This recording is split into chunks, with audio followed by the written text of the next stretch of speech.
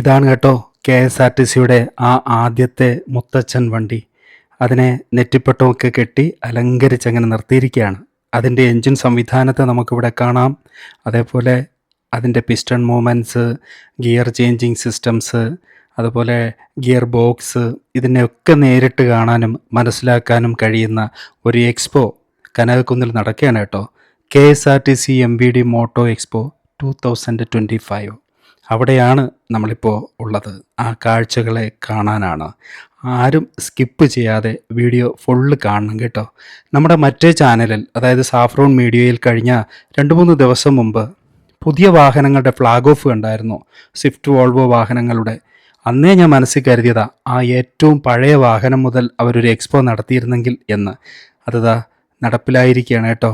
ഇവിടെ വന്നു കഴിഞ്ഞാൽ വൈകിയാൽ കാണാൻ പറ്റില്ല. അതായത് ഓഗസ്റ്റ് 22 മുതൽ 24 വരെ മാത്രമാണ് തിരുവനന്തപുരം കനകക്കുന്നിൽ ഈ പ്രദർശനം ഒരുക്കിയിരിക്കുന്നത്.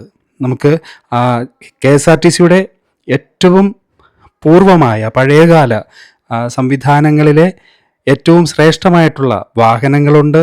ഒപ്പം ഇന്നത്തെ തലമുറയുടെ അത്യാധുനികമായിട്ടുള്ള ഹൈടെക് ബസ്സുകളും ഈ കനകക്കുന്നിൻ്റെ പരിസരത്ത് വന്നാൽ നമുക്ക് കാണാൻ പറ്റും. കനകക്കുന്ന് തന്നെ ഒരു മലയാളിയുടെ ഗ്രഹാതുരത്വ ഓർമ്മകൾ എന്നും നൽകുന്ന ഒരു സ്ഥലമാണ്. എത്ര ധൃതിയുള്ളവരും ഒരു സന്ധ്യ ഇവിടെ ചെലവഴിക്കാനായിട്ട് എത്തുന്നതാണ്. നമുക്കറിയാം തിരുവനന്തപുരത്ത് ഇതുപോലെ ധാരാളം സ്പോട്ടുകളൊന്നുമില്ല. കുറച്ച് മനസ്സിന് സന്തോഷം നൽകുന്ന കാഴ്ചകളെ പോയിരുന്ന് കുറച്ച് സമയം സ്പെൻഡ് ചെയ്യാൻ. ഇവിടെ അതിനൊരു സംവിധാനം ഒരുക്കിയിരിക്കുകയാണ്. ഏറ്റവും ലേറ്റസ്റ്റായിട്ട് ലോഞ്ച് ചെയ്തിരിക്കുന്ന വാഹനങ്ങളുടെ ഒരു പ്രദർശനം ഇവിടെ ഒരുക്കിയിട്ടുണ്ട്. നമ്മൾ ഈ ഭാഗത്തേക്ക് നടന്നു വന്നു കഴിഞ്ഞാൽ അവിടെ ഒരു എക്സിബിഷൻ സെൻറ്ററിൽ നമുക്ക് KSRTC എന്ന് പറയുന്ന നമ്മുടെ പൊതുഗതാഗത സംവിധാനത്തിൻ്റെ തുടക്കം മുതൽ ഇന്നു വരെയുള്ള വളർച്ചയെക്കുറിച്ചും അതിൻ്റെ വികാസത്തെക്കുറിച്ചും അതിൻ്റെ പരിണാമങ്ങളെക്കുറിച്ചുമൊക്കെ നമുക്ക് പറഞ്ഞു തരുന്ന ഏരിയയുണ്ട്. കൊച്ചുകുട്ടികൾക്ക് കാണാൻ രസകരമായ കൗതുകകരമായിട്ടുള്ള കാഴ്ചകൾ കനകക്കുന്നിലെ പ്രദർശനത്തിനോടൊപ്പം ഒരുക്കിയിട്ടുണ്ട് കേട്ടോ. നമ്മുടെ ദുബായിൽ നമുക്ക് ഫ്യൂച്ചർ മ്യൂസിയം ഉണ്ട്. അവിടെ പോയി കഴിഞ്ഞാൽ നമുക്കിങ്ങനെ പറന്ന് നടക്കുന്ന മീനുകളെയും അതുപോലെ പുതിയ റോബോട്ടിക് സംവിധാനങ്ങളും ഡ്രോണുകളും ഒക്കെ കാണാം. അതുപോലെ ഇവിടെയും ഒരുക്കിയിട്ടുണ്ട്. മാത്രമല്ല നമുക്ക് ഇനി KSRTC കാത്തുനിന്ന് മടുക്കണ്ട.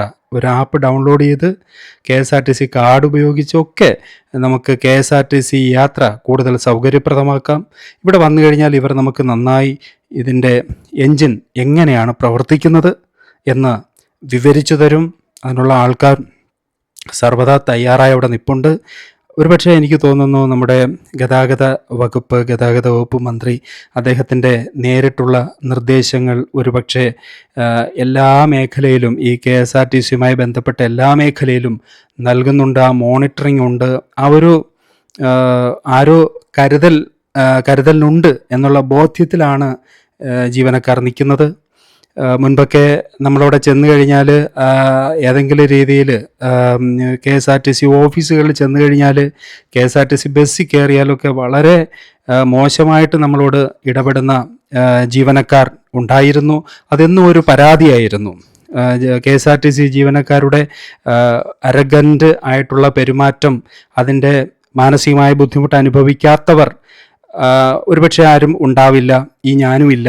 അപ്പോഴൊക്കെ നമ്മൾ ചിന്തിച്ചിട്ടുണ്ട്, മാന്യമായിട്ട് ഇവർക്ക് പെരുമാറിയാൽ എന്താ എന്നും കൗതുകകരമായിട്ടുള്ള ഒരു ചിന്തയായിരുന്നു എനിക്ക്. ഈ വളയം പിടിച്ച് കറങ്ങുമ്പോൾ എങ്ങനെയാണ് വീല് തിരിയുന്നതെന്ന്. കുട്ടിക്കാലത്ത് ഈ വളയങ്ങൾ എന്ന് പറയുന്നത് വലിയ സൈസായിരുന്നു കൊച്ചുകുട്ടിയായിരിക്കുമ്പോൾ. അതുപോലെ ബസ്സിൻ്റെ വീലുകളും എന്നാ വലിപ്പമാണ്. അപ്പോൾ എങ്ങനെയാണ് ഇത്രയും ആൾക്കാരെ വെച്ചുകൊണ്ട് ഈ വളയം പിടിച്ച് കറക്കുമ്പോൾ വണ്ടി ഇങ്ങോട്ട് ഇടത്തോട്ടും വലത്തോട്ടും തിരിയുന്നത് എന്ന ആ ചിന്തയുടെ കൗതുകത്തിൽ നിന്ന് കുട്ടിക്കാലത്ത് തേങ്ങയുടെ ഇളം മച്ചിങ്ങ എടുത്ത് ഇങ്ങനെ കമ്പുകളിൽ കോർത്തിട്ട് അതിനൊരു നീളം സ്റ്റിയറിങ് മടലുകൊണ്ട് ചുറ്റി ഉണ്ടാക്കി ചെറിയ ഇടവഴികളിലൂടെ മൺപാതകളിലൂടെ ഓടിച്ചു പോയ ആ കാലം ഓർക്കുകയാണ്. ഇവിടെ വന്നു കഴിഞ്ഞാൽ നമുക്ക് ഇപ്പോൾ എങ്ങനെയായിരുന്നു ആ വണ്ടിയുടെ സ്റ്റിയറിംഗ് തിരിഞ്ഞത് എന്ന് കാണാൻ പറ്റും. അത് ഒരു ഫ്ലൂയിഡ് സംവിധാനമാണ്. ആ ഫ്ലൂയിഡ് സംവിധാനം വലത്തേക്ക് പ്രസ് ചെയ്ത് അതിനെ റൈറ്റിലേക്ക് ടേൺ ചെയ്യുന്നു, ഇടത്തേക്ക് ആ ഫ്ലൂയിഡിനെ പ്രസ് ചെയ്ത് ഹൈഡ്രോളിക് പോലെ പോലെയെന്നേ പറയാൻ പറ്റുള്ളൂ, അതല്ല. അതുപോലെ ഇങ്ങനെ ഓരോ എഞ്ചിൻ്റെ ഭാഗങ്ങളെയും നമുക്ക് അവർ പരിചയപ്പെടുത്തി തരും. അവർ പറഞ്ഞ കാര്യം എന്തുകൊണ്ട് വോയിസായിട്ട് ഇടുന്നില്ല എന്ന് ചോദിച്ചാൽ ഭയങ്കര നോയിസ് ആയിരുന്നു അവിടെ. നിശാഗന്ധിയിൽ പ്രോഗ്രാം നടക്കുന്നുണ്ട്, അവിടെ ഇതിൻ്റെ സംവാദ പരിപാടികളിൽ ആൾക്കാർ സംസാരിക്കുന്നുണ്ട്. ആ ഒച്ച, അതുപോലെ ആൾക്കാരുടെ ഒച്ച, നമ്മളിലിരിക്കുന്ന മൈക്ക് ഏറ്റവും ലേറ്റസ്റ്റ് ആയിട്ടൊരു വെർഷൻ അല്ലാത്തത് കൊണ്ട് ആ പരിതാപകരമായി ഒരു ഓഡിയോ ആയിപ്പോവും എന്നുള്ളത് കൊണ്ടാണ് കേട്ടോ അവർ പറഞ്ഞത് നമ്മളിങ്ങനെ വോയിസ് ഓവർ ചെയ്തിടുന്നത്. അങ്ങനെ ഓരോരോ ഭാഗങ്ങളിലേക്കും നമുക്ക് വിജ്ഞാനം നൽകുന്ന, നമ്മുടെ കൗതുകത്തെ ഉണർത്തുന്ന, അല്ലെങ്കിൽ നമ്മുടെ ഒരു കാലത്തെ കുട്ടിക്കാലത്തെ കൗതുകത്തിൻ്റെ ആ സമസ്യകളെ ഇന്ന് പൂരിപ്പിക്കാൻ, അതിനൊരു പരിഹാരം എന്നോണം നമുക്ക് വിവരിച്ചു തരുന്ന അതിൻ്റെ ടെക്നിക്കൽ റെപ്രസെൻറ്റേറ്റീവ്സ് അവിടെ നിപ്പുണ്ട്. എല്ലാവർക്കും, മുതിർന്നവർക്കും കുട്ടികൾക്കും ഒരുപോലെ ഇഷ്ടപ്പെടുന്നതാണ് കേട്ടോ ഈ എക്സ്പോ. ഇവിടെ വന്ന് കണ്ടാൽ കനകക്കുന്നിൻ്റെ ആ പരിസരമാകെ ഒരു ഉത്സവ ലഹരിയാണ്. ഞാൻ നേരത്തെ പറഞ്ഞതുപോലെ ഓഗസ്റ്റ് 22 മുതൽ 24 വരെ മാത്രമാണ് ഇതുള്ളത്. കാരണം ഓണാഘോഷത്തിൻ്റെ സമയമായി. ഓണാഘോഷം ഒരു ആഴ്ചത്തെ ആഘോഷ പരിപാടികളാണ്. ആ ആഘോഷത്തിൻ്റെ ഉദ്ഘാടനവും ഒക്കെ നടക്കുന്നതും ഈ കനകക്കുന്നിലെ നിശാഗന്ധി ഓഡിറ്റോറിയവും അതിൻ്റെ പരിസരവുമാണെന്ന് എല്ലാവർക്കും അറിയാം. അങ്ങനെ ഇനി വരും ദിവസങ്ങളിലൊക്കെ ഈ കാണുന്ന സ്ഥലം വർണ്ണശബളമായി മാറുകയാണ്. ഇത് KSRTCയുടെ ഡ്രൈവിംഗ് സ്കൂളാണ്. കുറേ ആൾക്കാർക്കൊക്കെ അതൊക്കെ അറിയാം, എങ്കിലും ഞാനൊന്നുകൂടെ ഓർമ്മിപ്പിച്ചതാണ്. ഇതാണ് നമ്മുടെ ഏറ്റവും ലേറ്റസ്റ്റ് ആയിട്ടുള്ള, നമ്മൾ പറയാറുള്ള ഏറ്റവും അത്യാധുനികമായിട്ടുള്ള വോൾവോ ബസ്. അതിൻ്റെ പിന്നിൽ കാണുന്നത് കഥകളിയാണ്. ചിലരൊക്കെ ഈ ഒരു നിറത്തെ ഡിസൈനൊക്കെ പറയുന്നുണ്ടായിരുന്നു, അങ്ങനെ അവർക്ക് ഇഷ്ടപ്പെട്ടില്ല എന്ന്. പക്ഷേ നേരിട്ട് കണ്ടാൽ നിങ്ങൾക്ക് ഇഷ്ടപ്പെടും കേട്ടോ. അപ്പോൾ നമ്മുടെ ദേശീയ പതാക, ദേശീയതയുടെ ഒരു ചെറിയ ആ കോൺസെപ്റ്റ് കൂടി ഇതിലെല്ലാം ഉണ്ട്. മാത്രമല്ല എത്ര വാഹനങ്ങൾ നിരത്തിലൂടെ ഓടിയാലും നമ്മുടെ KSRTCയെ നമുക്ക് പെട്ടെന്ന് ചെയ്യാൻ പറ്റും. അത് യൂണിക് ഡിസൈനാണ്. അത് ചുവപ്പ് നിറത്തിൽ ആയിരുന്നപ്പോഴും അങ്ങനെ, ഇപ്പം ഇതുപോലെ സ്വിഫ്റ്റ് മുതൽ പുതിയ കുറേ അധികം ഡിസൈൻസ്, കണ്ണിന് കാഴ്ചയ്ക്ക് ഭംഗി നൽകുന്ന പാറ്റേൺസ് ഒക്കെ വന്നപ്പോഴും അതെ, ആ ഒരു KSRTCയുടെ യൂണിക്ക്നെസ് എവിടെ വെച്ച് കണ്ടാലും ഇത് KSRTC ബസ് തന്നെ എന്ന് പറഞ്ഞ് നമുക്ക് കൈ കാണിക്കാൻ പറ്റും. ഇനിയുള്ള കാലത്ത് അങ്ങനെ കൈ കാണിച്ച് നിർത്തേണ്ട ആവശ്യം തന്നെ വരുന്നില്ല. ആപ്പ് വഴിക്ക് നമുക്ക് എന്ത് ചെയ്യാം, നമുക്ക് വണ്ടി, സീറ്റ് ഇവയൊക്കെ ഉറപ്പിക്കാം. നമ്മുടെ ആ ഒരു സ്ഥലം എവിടെയാണോ നമ്മൾ നിൽക്കുന്നത് അവിടെ വാഹനം വന്ന് നിൽക്കും. ആ കറക്റ്റ് ടൈമിൽ നമുക്ക് കയറാം. അങ്ങനെ കാലം മാറി, കഥ മാറി, KSRTC പാടെ മാറി. നമ്മുടെ ഇഷ്ടത്തിനും നമ്മുടെ താല്പര്യങ്ങളിലേക്ക് ഒരു സംവിധാനം, ഗവൺമെൻറ് സംവിധാനം, പൊതു സംവിധാനം ഇറങ്ങി വരുന്ന കാഴ്ച, ജനകീയമാകുന്ന കാഴ്ച. എപ്പോഴും നമ്മൾ പറയുന്നതാണ് KSRTC എന്ന സ്ഥാപനത്തിലെ ജീവനക്കാരുടെ പെരുമാറ്റം പൊതുജനങ്ങളോടുള്ളത്. വേണമെങ്കിൽ കയറിയാൽ മതി, വേണമെങ്കിൽ ഇരുന്നാൽ മതി എന്നുള്ള രീതിയിലൊക്കെ ഈയിടയ്ക്കും കണ്ടക്ടർ ആരെയൊക്കെ എടുത്തിട്ട് അടിച്ചെന്നോ തല്ലിയെന്നൊക്കെയുള്ള വാർത്ത വരുന്നുണ്ട്. അങ്ങനെയുള്ള സംഘർഷങ്ങളും ഒക്കെ മനസ്സിൽ വല്ലാതെ വേദനിപ്പിച്ചു പോകുന്ന കാഴ്ചകൾ നിരന്തരം കാണാറുണ്ട്.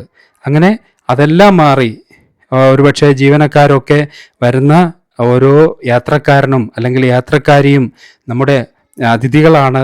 നമ്മുടെ സ്ഥാപനത്തിൻ്റെ അല്ലെങ്കിൽ KSRTC എന്ന് പറയുന്ന ആ വലിയ സംവിധാനത്തിൻ്റെ നിലനിൽപ്പിന് ഇങ്ങനെ പൊതുജനങ്ങളുടെ സഹകരണവും യാത്രാ സംവിധാനത്തിലേക്കുള്ള താല്പര്യവും കൂറും വേണം. കാരണം ഇന്ന് അതിനൊരു മത്സരമുണ്ട്. കനകക്കുന്നിൻ്റെ മുകളിൽ വന്നു കഴിഞ്ഞാൽ നിങ്ങൾക്ക് ഇങ്ങനെ ഒരു കഫ്തേരിയ ഉണ്ട്. നല്ല കാശ് എക്സ്പെൻസാണ് ഇവിടെ എല്ലാം, പുറത്ത് ഉള്ളതിനേക്കാൾ കൂടുതലാണ്. എങ്കിൽ കൂടി നമുക്ക് വെള്ളം വാങ്ങാം, ചെറിയ ചെറിയ സ്നാക്സ് കഴിക്കാം ഒക്കെ. അപ്പോൾ ഒരു വീഡിയോ ചെയ്തിടുമ്പോൾ എന്തെങ്കിലും ഗുണം വേണ്ടേ? അതുകൊണ്ടാണ് ഞാൻ ഈ KSRTC ജീവനക്കാരെ കുറിച്ച് പരാമർശിച്ചത്. അങ്ങനെ അവരെല്ലാം മാറുന്നു. ഇന്നിവിടെ വന്നു കഴിഞ്ഞാൽ നമ്മളോട് വളരെ സ്നേഹത്തോടെ പെരുമാറുന്ന ജീവനക്കാരെ കാണാം. അതുപോലെ KSRTC ബസ് കണ്ടു കഴിഞ്ഞാൽ അതിൽ ആ കണ്ടക്ടർ ചെയ്യുന്നൊരു പണിയുണ്ടല്ലോ, കണിങ് ബെല്ലടി, അങ്ങനെ ചെയ്യാൻ താല്പര്യം കാണിക്കുന്ന ധാരാളം പേരുണ്ട്. ഒന്ന് ബെല്ലടിക്കാൻ കിട്ടിയിരുന്നെങ്കിലെന്ന്. അങ്ങനെയുള്ളവർക്ക് ഇവിടെ ബെല്ലടിച്ച്, അതേപോലെ സ്റ്റിയറിംഗ് പിടിച്ച്, ഗിയർ മാറ്റി ഒക്കെ വാഹനത്തെ നമുക്ക് ഇൻട്രാക്റ്റീവ് മോഡിൽ കിട്ടും. ഇവിടെ അതിനുള്ള തിരക്ക് കാണുന്നുണ്ടോ? അവിടെ അതിനൊരു കിയോസ്ക് ഒരുക്കിയിട്ടുണ്ട്. ബെല്ലടിക്കാം, സ്റ്റിയറിംഗ് മാറ്റാം, സ്റ്റിയറിംഗ് തിരിക്കാം ഒക്കെ. അങ്ങനെ ഇതാണ് അതിൻ്റെ ഫ്രണ്ട്. ഞാൻ പറഞ്ഞ ഈ ഒരു കിയോസ്കിലാണ് അങ്ങനെ സ്റ്റിയറിംഗ് ഒക്കെ മാറ്റാൻ പറ്റുക, ബെല്ലടിക്കാൻ പറ്റുക. ജനങ്ങളുടെ താല്പര്യങ്ങളിലേക്ക് ഒരു സ്ഥാപനം ഇറങ്ങി വന്ന ഒരു കാഴ്ച എന്ന് വേണമെങ്കിൽ ഇതിനെ പറയാം. പ്രാക്ടിക്കലി കൂടി അങ്ങനെ ആയെങ്കിൽ നന്നായിരുന്നു. ഈ ബസ്സിൻ്റെ ഡിസൈനിൽ കണ്ടോ, പള്ളിയോടത്തിൻ്റെ ചുണ്ടൻ വെള്ളത്തിൻ്റെ പാറ്റേൺ ഉണ്ട്. നമ്മുടെ സാംസ്കാരിക പൈതൃകത്തെ ഇതിൻ്റെ ഒരു കൺസെപ്റ്റിലേക്ക് അവതരിപ്പിച്ചിട്ടുണ്ട്. പിന്നെ ഇവിടെ വന്നു കഴിഞ്ഞാൽ, ഈ എക്സിബിഷനിൽ വന്നു കഴിഞ്ഞാൽ ധാരാളം കാറുകളുടെ ഒരു എക്സിബിഷൻ സ്റ്റാളുണ്ട്. ഒപ്പം പുതിയ ഒരു ടെക്നോളജി, അതായത് ഈ വാഹനത്തിലേക്ക് മുമ്പൊക്കെ ഉയരത്തിലായിരുന്ന ഫ്ലോറുകളായിരുന്നു, കാലെടുത്ത് വെച്ച് കയറാൻ പഴയ ട്രാൻസ്പോർട്ട് ബസ്സുകൾക്ക് വലിയ പ്രയാസമായിരുന്നു അല്ലേ. ഇപ്പോൾ ലോ ഫ്ലോർ വന്നു. എങ്കിലും ഈ ഒരു ഓട്ടോമാറ്റിക് ആയിട്ടുള്ള എക്സ്കലേറ്റർ പോലത്തെ ഒരു സംവിധാനത്തിൽ അത് പൂർണ്ണമായും ഗ്രൗണ്ടിൽ വന്ന് നിൽക്കുന്നു. അങ്ങനെ കാല് വയ്യാത്തവർക്കും മുട്ട് വയ്യാത്തവർക്കും നടുവയ്യാത്തവർക്കും ഒക്കെ അതിലോട്ട് കയറി നിൽക്കാം. പെട്ടെന്ന് അത് നമ്മളെ ലിഫ്റ്റ് ചെയ്ത് ബസ്സിൻ്റെ ഉള്ളിലേക്ക് കൊണ്ടെത്തിക്കും.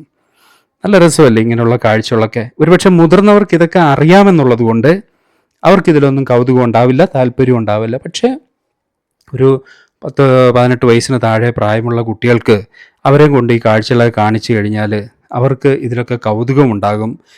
മൊബൈലിൻ്റെ ഇപ്പോൾ എല്ലാവരും, മാതാപിതാക്കളും അതേപോലെ അധ്യാപകരും ഒക്കെ വളരെ വിഷമത്തോടെ പറയുന്ന കാര്യമുണ്ട്, ഫുൾ ടൈം മൊബൈലിലാണ്. അതായത് 6 ഇഞ്ചിൽ കണ്ണും മനസ്സും ശരീരവും കുടുങ്ങിപ്പോകുന്നൊരു തലമുറ നമ്മളോടൊപ്പം ഉണ്ട്.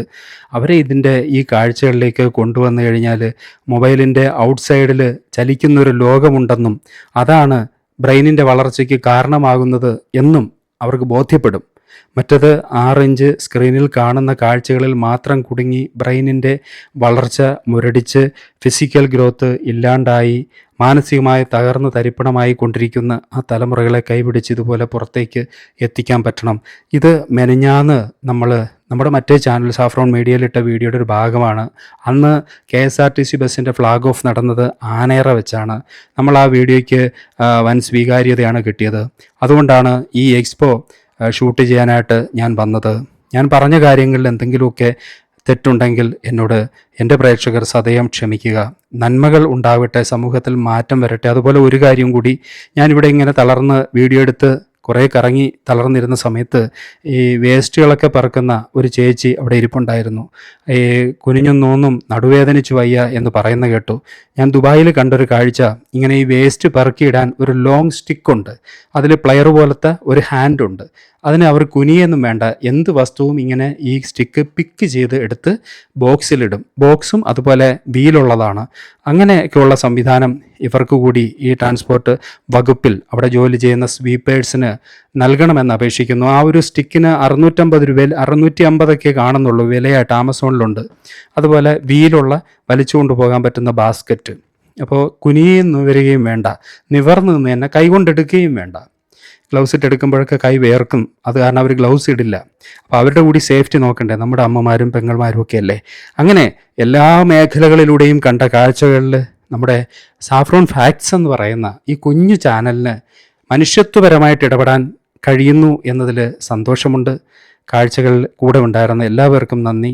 സ്നേഹത്തോടെ സാഫ്രോൺ ഫാക്ട്സ്.